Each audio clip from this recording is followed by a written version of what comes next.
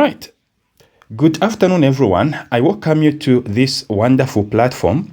Today we shall be looking at this particular section B of Science Paper 1, and of course, we'll be looking at magnetism, and then we shall also solve some other questions which are just beneath. I'll be able to explain concepts so that when you write your exam, or as you write your exam, you'll be able to remember everything that you have learned. Figure B7.1 shows a soft iron bar magnet. Then they say draw the magnetic field lines resulting from the poles of a magnet shown in figure B7.1. So, magnetic field lines will always come from the north. They'll be traveling towards the south. So this is how your magnetic field lines are going to look like. Don't forget to show the direction in which they are moving. You have more magnetic field lines moving in this direction. Another field line which is going to move in this direction. Don't forget to show the direction. You would also have another field line which can move in this particular direction. And then, of course, you are supposed to show some lines which are going to be demarcating from here. These lines are just showing you the direction of the magnetic field lines that they are actually proceeding out from the north. You also do the same this particular end, but you show the direction that they're actually proceeding inside the magnet or towards the south. This is actually how magnetic field lines flow, okay, in a magnet. We go to the second question, which is saying, give two properties of the magnetic field lines. So when you look at these magnetic field lines, you will discover that this loop here is continuous. It is continuous. It has no break anywhere. Separate. And because of that, we say that these magnetic field lines form closed continuous loops. So we can say they form closed continuous loops. Okay? The second one is that they never cross or intersect with each other. So when magnets are close to each other, let's say north-north, okay? For example, I would say you put two magnets north-north, the magnets are going to repel each other. You put two magnets south-north, they should be able to attract. But the way it is, when you get a magnet, then you place that magnet in the fields of another magnet. If it feels magnetic field lines, it will be able to be repelled. Okay, so the second one is they never cross. They never cross or intersect with each other. Okay, that is the second point. We go to B. It says state two effects the poles of a magnet have on the poles of other magnets. So if you have two magnets, let's say this is your first magnet, and then this is your north, this is your south. Then you have another magnet. This is the south and north of this magnet. Then basically what is going to happen is, these two magnets are going to repel each other. You expect that this guy is going to move in this direction. This is going to move in this direction. So there will be repulsion. Okay? There will be repulsion. So when do they repulse? The repulsion is going to take place when you have like charges, or let me just say like poles facing each other. So you can say like poles repel each other. And of course, if you're having the same concept, but this time around, this becomes your north, the other one is your south, we say unlike poles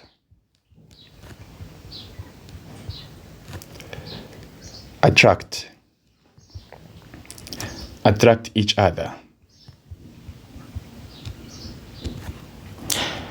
We proceed to the next question. We have what we call a cathode ray oscilloscope. Then we have been asked to name the parts labeled A and B. So the part labeled A is actually what we call a filament, which is responsible to produce electrons when heated. So A is actually a filament.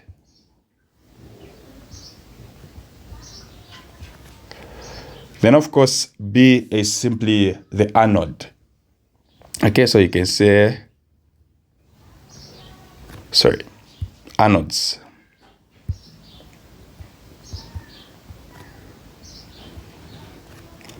So B are anodes. Okay. Then they say state the function of C. Okay. So C are actually deflection plates, and they are responsible to deflect the electron beam. Okay. Those are responsible to deflect the electron beams. So electrons are actually produced by A. Then as they keep on moving in this direction, these are supposed to deflect those particular electron beams. When I say an electron beam, I mean a bunch of electrons. So C, okay, the function of C is to deflect electron beams. Okay, so those are your deflection plates. Now that's very, very important. Okay, that's actually very, very important. State how the electrons are produced in the cathode ray oscilloscope. So electrons are actually produced via thermionic emission. Okay, thermionic emission. I'll explain how that works. So they are produced via thermionic emission. So what usually happens is the part labeled A actually heats up. So this part is heated up. Once it is heated up, this filament, the particles that it is made up with eventually get excited because it's a solid. So they get excited upon gaining energy. Now, because of that kinetic energy, eventually the electrons are emitted. As they get emitted, they travel via this same motion and eventually are deflected by the part labeled C before they can reach the screen. But this was a process by which the part labeled A is heated up to produce electrons is what we are calling as thermionic emission. Okay, that's very important for you to understand. Part labeled D is saying explain why the tube of the cathode ray oscilloscope is evacuated. Okay, so it is simply to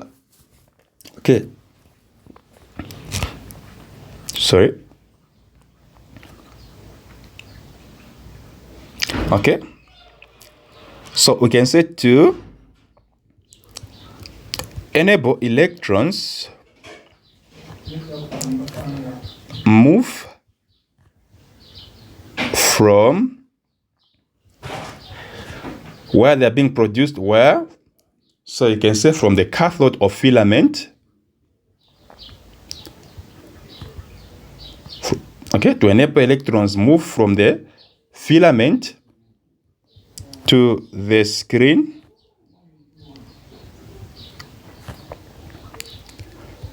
without colliding with air molecules or air particles.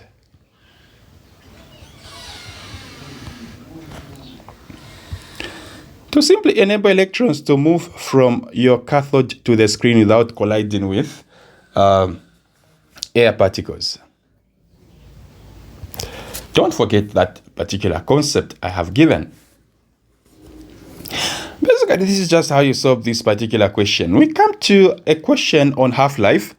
Figure B 9.1 shows the graph of the count rate in counts per minute against time in minutes. So basically, this is how the graph was actually given. The first question was saying define half-life. Half-life is simply, let me say. So half-life is the average time taken for the activity of a radioactive sample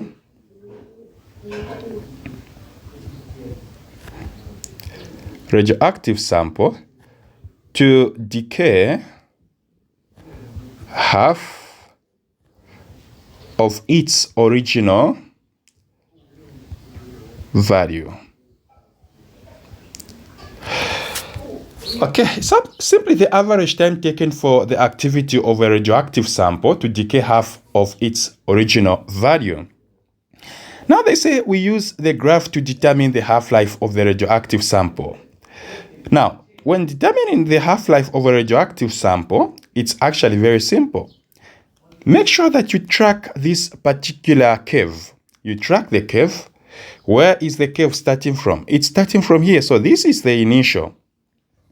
Then you are going to say that the initial, which is your 12, is going to be multiplied by 1/2. Then what you're going to get is simply your 6. Okay, so this is going to be 6 counts per minute. Now, these 6 counts that you have obtained, you are going to go where there is this count rate. Okay, because this is your count rate and it is in counts per minute. So you are going to go where there is 6. And then, of course, you are going to take it downward. Notice that you are having 2 minutes. So basically, they're saying use the graph to determine the half-life of the radioactive sample. So the half-life of this radioactive sample is actually 2 minutes. Okay.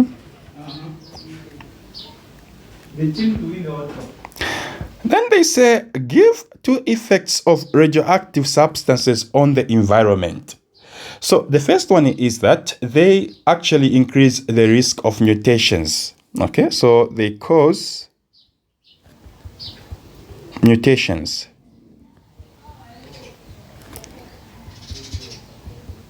The second point is that these radioactive samples actually contaminate the environment, which includes the soil and also water. So you can say they contaminate the environment.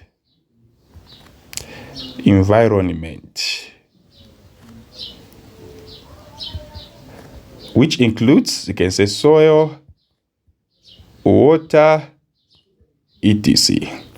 Now, we are done with this particular section. If you found this lesson interesting and helpful to you for the revision of your exams, follow this particular channel and make sure your ring is on so that every time I post something, your notification bar should be on so that every time when I post a lesson, you'll be able to access it.